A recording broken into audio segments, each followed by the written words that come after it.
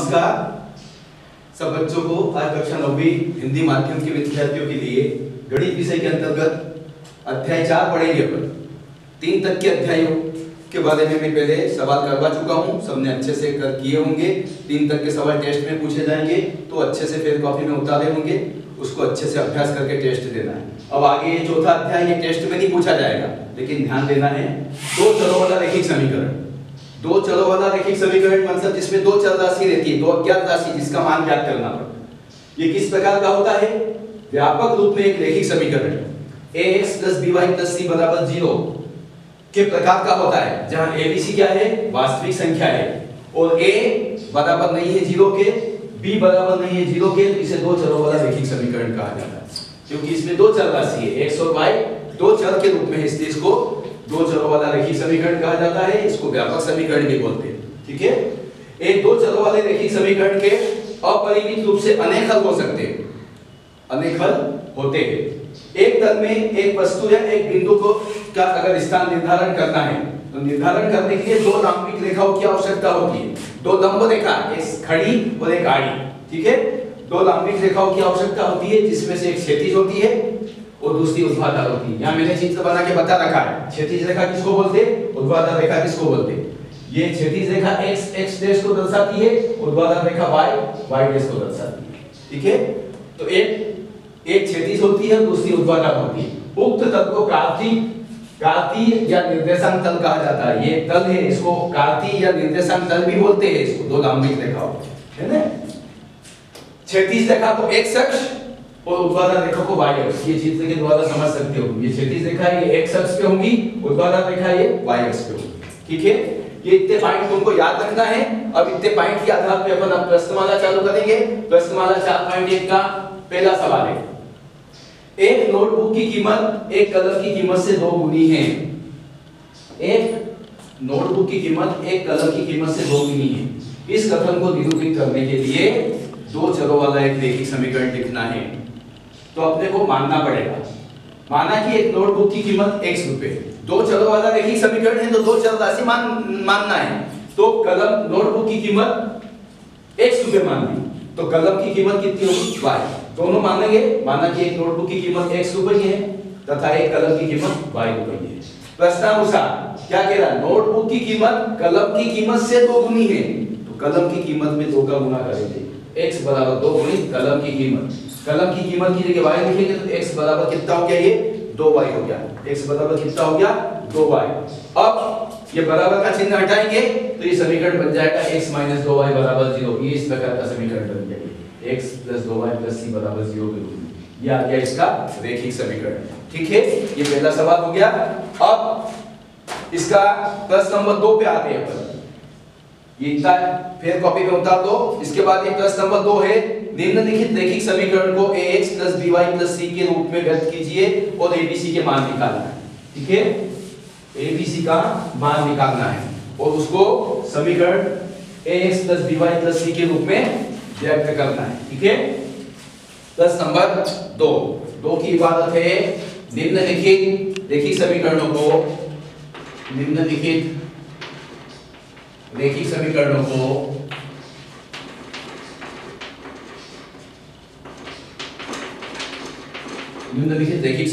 को ax + by + c = 0 के रूप में व्यक्त करना है। के रूप में व्यक्त कीजिए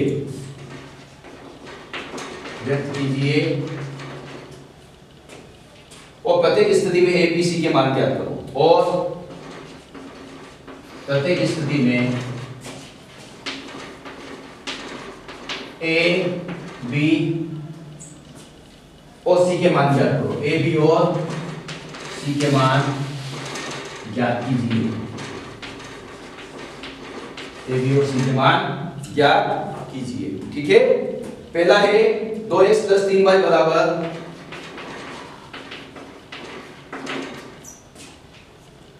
9.35। इसको किस रूप में लिखना है? ax + by + c = 0 के रूप में लिखना है। ये क्या हो जाएगा? ये हो जाएगा 2x + 3y - 9.35 = 0। 0। ठीक है, अब इसकी तुलना करी अपन ने, इसकी तुलना करेंगे दी गई समीकरण की ax वर्ग प्लस bx प्लस c बराबर 0 से तुलना करने पर ax वर्ग अब क्या a का मान कितना हो गया,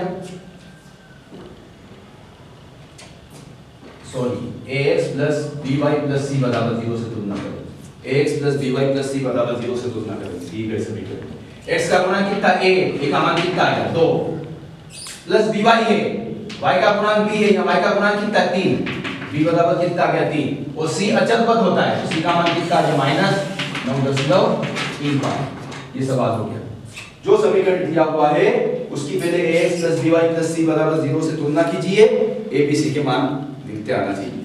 इसी प्रकार इसका दूसरा सवाल भी देखो, दूसरा है x माइनस y बटा 5 बराबर -10 बराबर 0 जमा हुआ है। दिए गए समीकरण की तुलना करेंगे, दिए गए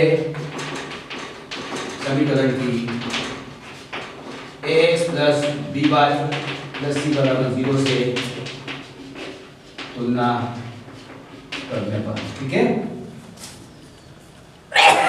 a का मान कितना हो गया, x का गुणांक a है, यहाँ x के साथ में कोई अंक लिखा हुआ नहीं है, तो इसका गुणांक कितना a बराबर कितना आ गया a। b का मान कितना है y बटा 5, यानी y का -1/5 में गुणा हो रहा है, तो b का मान हो गया -1/5 और c का मान -10। बस abc के मान निकालते आना चाहिए। जो समीकरण अगर लिखा हुआ है व्यवस्थित क्रम में लिखा हुआ है तो सीधे सीधे तुलना करके a का x का गुणांक कितना है वो a का मान आ जाएगा, है by y का गुणांक कितना होता है b, तो b का मान कितना है -1/5 और c का मान -10। इसका तीसरा सवाल भी देखो, तीसरा सवाल भी देख लीजिए, लिखते आना चाहिए। बस दिया है,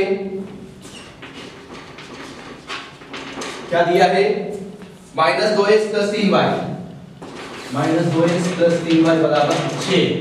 अब ये व्यवस्थित क्रम में नहीं है, इसको मानक रूप में कैसे लिखेंगे, -2x प्लस 3y माइनस 6 बराबर 0 ऐसा लिख दिया। अब तब तुलना करो दिए गए समीकरण की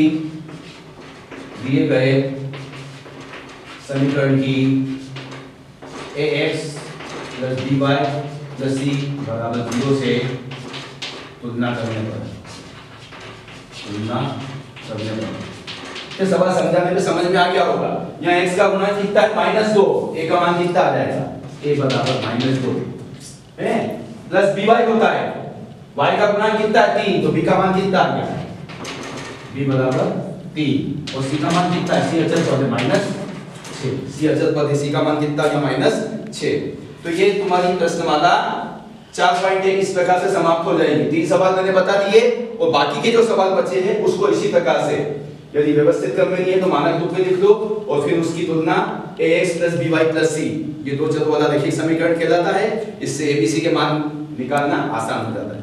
तो सीधे सीधे इस प्रश्नमाला में बहुत सिंपल प्रकार के सवाल है, abc के मान निकालते आना चाहिए तो अच्छे से तुम कर लोगे। ये 4.1 तुम्हारी समाप्त हो गई। सबको धन्यवाद।